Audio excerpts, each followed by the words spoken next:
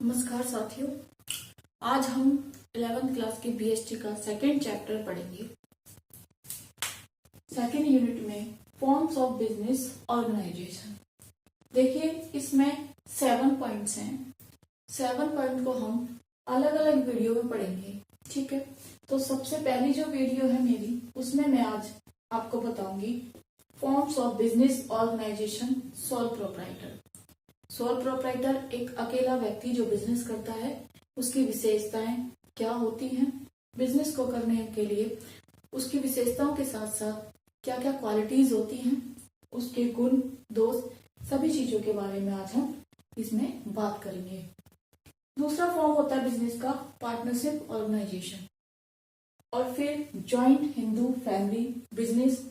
Next है आपका cooperative society, cooperative organisation भी इसे बोला जाता है। Formation of a company various stage, company organisation, और लास्ट है आपका choice of form of business organisation. ये सेकेंड यूनिट आपकी मोस्ट इंपोर्टेंट है, थोड़ी बड़ी है लेकिन इंपोर्टेंट है। मैं आपको इजिली और ट्रिकी वे में आसानी से समझा दूंगी। आप लगातार वीडियो को प्लेलिस्ट से निकालकर देखते रहिए। तो आज फर्स्ट वीडियो में हम बात करेंगे forms of business organisation sole proprietor. चलिए अब हम आगे बात करते हैं सोल प्रोप्राइटरशिप होती क्या है। एक छोटी सी ट्रिक बताऊंगी मैं आपको। एस फॉर सोल और एस फॉर सिंगल, यानी एक अकेला।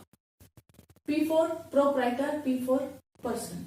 वैसे तो प्रोप्राइटरशिप का मतलब होता है स्वामित्व यानी मालिक, यानी सिंगल पर्सन यानी एक अकेला मालिक जो अपना व्यवसाय, अपना बिजनेस खुद चलाता है, खुद ही पैसा लगाता है और सारे डिसीजन वो खुद ही लेता है। पुराने जमाने से ही आप देखते आ रहे होंगे कि सबसे पहले यही फेमस था कि एक अकेला व्यक्ति ही बिजनेस को रन करता था, बिजनेस को चलाता था। पहले तो इंसान ने अपनी ही जरूरतों के लिए प्रोडक्शन स्टार्ट किया, फिर धीरे धीरे जब प्रोडक्शन ज्यादा होने लगा तो उसने पहले गांव में बेचना स्टार्ट किया, फिर शहरों में और फिर इंडस्ट्रियों में। ठीक है, तो धीरे धीरे बिजनेस बढ़ता गया। सोल प्रोप्राइटर हमारा सबसे प्राचीन रूप है।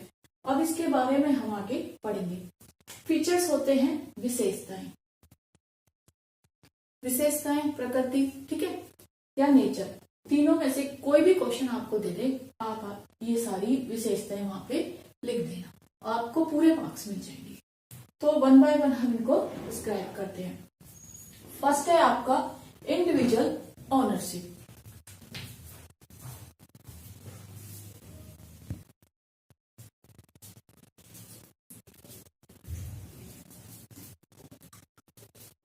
Individual ownership. इंडिविजुअल क्या होता है? एक अकेला, यानी मालिक कौन है? एक अकेला ही है जो अपने पैसे लगा रहा है, बिजनेस को चला रहा है। सेकंड है आपका सोल मैनेजमेंट। सोल मतलब मैंने बताया, ऐसे आप याद रख सकते हो, सिंगल, यानी वो अकेला ही मैनेजमेंट करता है। मैनेजमेंट का मतलब क्या होता है? काम को मैनेज करना, किस तरह से वो काम को करता है। वैसे आप 12th क्लास में आगे इसके चीजें मैनेजमेंट में थोड़ा एक्स्ट्रा पढ़ोगे। मैनेजमेंट में planning, staffing, organising, directing, controlling, ये सब पढ़ोगे। ठीक है, तो सोल मैनेजमेंट क्या होता है कि वो अकेला ही अपने बिजनेस के सभी भाग दौड़ खुद ही करता है, खुद ही चीजों को मैनेज करता है।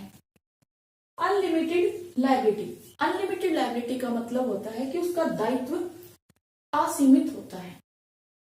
अगर बिजनेस में नुकसान हो जाता है तो उसकी भरपाई वो अपने घर से पैसे लाकर करेगा। घर पे पैसे नहीं है तो वो अपने घर की प्रॉपर्टी को भी बेचकर इस हानि को पूरा करेगा। इस दायित्व से वो बच नहीं पाता। ये इसका वीक पॉइंट भी माना जाता है। ठीक है, कि अगर बिजनेस में आपका नुकसान हुआ तो आपका घर मकान भी बिक रहा है और आप सीधा रोड पे आ जाते हो। काफी रिस्की होता है ये पॉइंट। Freedom in selection. ठीक है, जो भी बिजनेस उसे करना है, किस तरह का बिजनेस करना है, क्या प्रोडक्ट बेचने हैं, सारे डिसीजन, सिलेक्शन मतलब वो खुद ही चूज करता है कि मुझे किस फील्ड में उतरना है और क्या काम करना है। उसके ऊपर किसी का दाव नहीं होता, वो फ्री होता है कोई भी सिलेक्शन करने के लिए पूरी तरह से। सीक्रेसी, सीक्रेट मतलब गोपनीयता। जो भी डिसीजन बिजनेस के हैं, जो भी सीक्रेट बातें हैं, सभी उस तक सीमित है।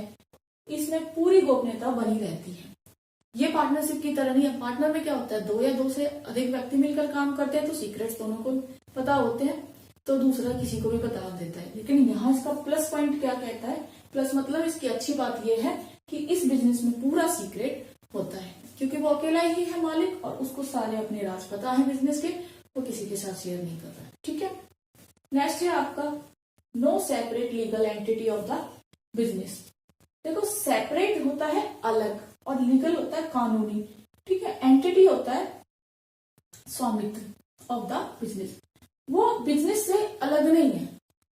इसका मतलब ऐसे समझो, कल को अगर उसकी कंपनी कोई फ्रॉड कर देती है तो कोर्ट में उसकी कंपनी यानी उसी को बुलाया जाएगा।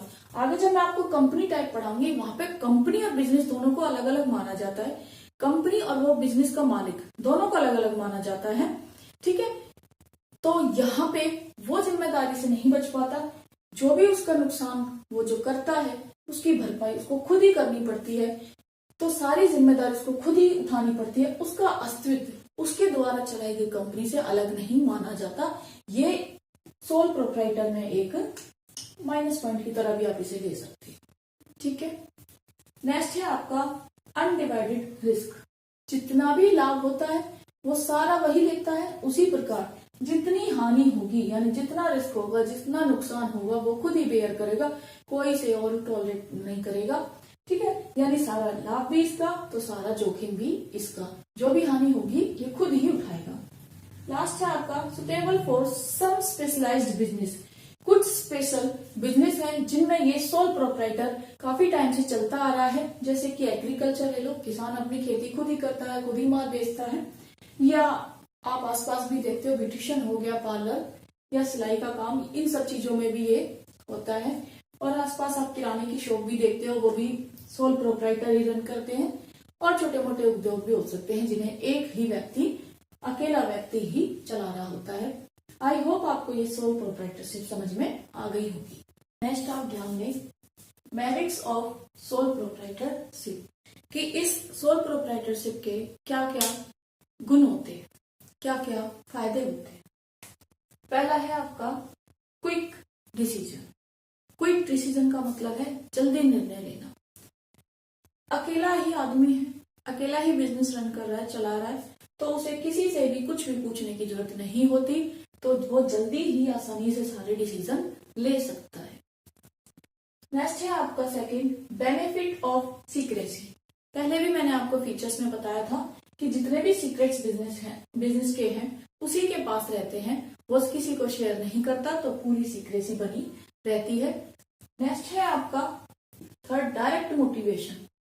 बिजनेस में उसको पता है कि जितना फायदा होगा उसी का होगा, तो वो खुद ही सेल्फ मोटिवेट रहता है कि मुझे ज्यादा से ज्यादा काम करना है और कम कॉस्ट पे करना है, तो वो ज्यादा मोटिवेट रहता है काम करने के लिए। नेक्स्ट है आपका पर्सनल कंट्रोल।